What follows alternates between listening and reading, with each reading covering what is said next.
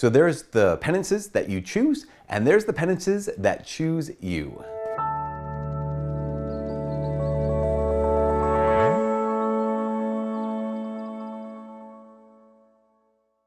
Hi, my name is Father Mike Schmitz, and this is Ascension Presents. During any season of penance, any season of fasting, any season of mortification, typically we choose our thing, right? So here's Lent, and we were called to prayer, fasting, almsgiving. Such a good thing. As a way of what? Like the end goal of the whole thing is to become like Jesus. The end goal of the entire thing is to have a heart like Christ's, to live in this world as the image of Jesus in this world. It's to open our hearts up to loving God more, opening our lives up to loving each other more. There was a video we talked about disciplined or generous, that it's good to be disciplined. It's even more important to be disciplined in the act of generosity or in the way of love.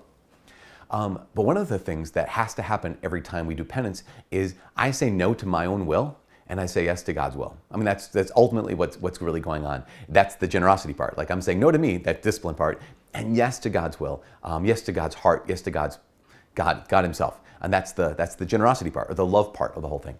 So we pick a thing, right? So I'm going to give up this for Lent, or I'm going to give up that for the other thing, or on Fridays I don't do this.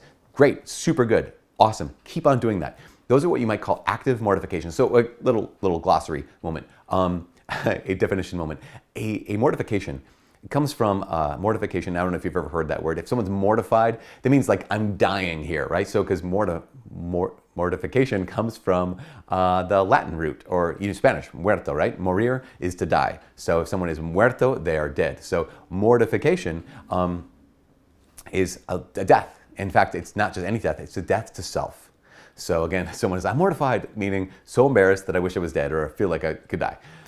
But to mortify oneself, or to enter into a spirit of mortification, is not hating the self, it's being willing to die to the self. And so Lent is a season of active mortification. We choose our penances, right?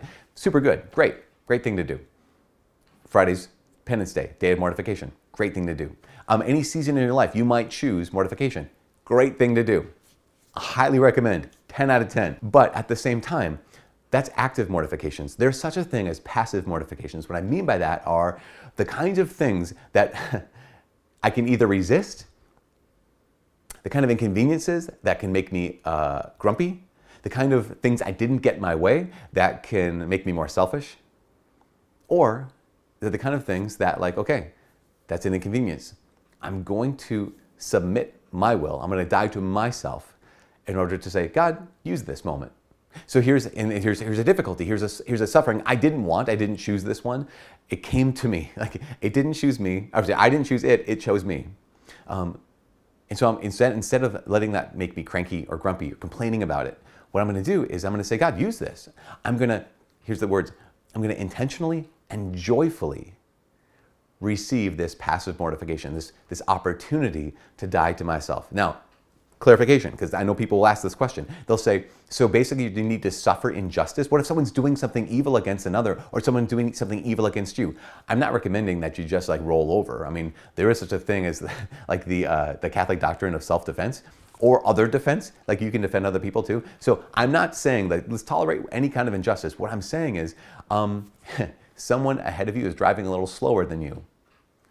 I can either resent that fact, I can give in to my anger about it, or I can say, okay, God, I'll joyfully and intentionally receive this and use it. God, use it.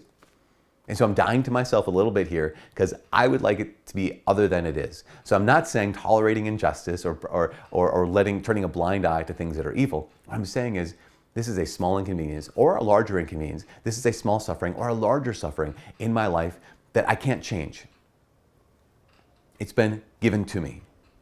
And I can either resist it, hold on to my will, or I can let it mortify myself. I can let it provide me with an opportunity to die to myself in order to live for God.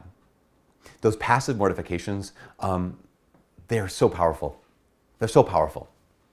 Because active mortification is like, okay, I'm going to give up blank for Lent. I'm going to do this thing for Lent. Like, that's great. But I've chosen it. So there's an element there where I'm like, okay, I'm still in charge. The passive mortifications are powerful because I'm not in charge at all. All I'm in charge of is my response. All I'm in charge of is, God, help me with your grace at this moment to joyfully and intentionally simply receive this inconvenience, to receive this moment of trial, to receive this suffering so that you can use it. We unite our sufferings to Christ, right? St. Paul says in the letter to the Colossians, he says, I rejoice in my sufferings for your sake, but in my body, I'm making up for what is lacking in the sufferings of Christ for the sake of his body, that is the church. That Christ's suffering is sufficient, all sufficient. It's enough. But God allows us to participate by offering our sufferings and uniting them to Christ's sufferings for the salvation of the world, for the Father to be glorified. Every little opportunity for that mortification, to die to self and say yes to the Father, is amazing. The passive mortifications, I think, are even more incredible, even more powerful, because I didn't choose it. I'm simply intentionally and joyfully receiving it and offering it to the Father.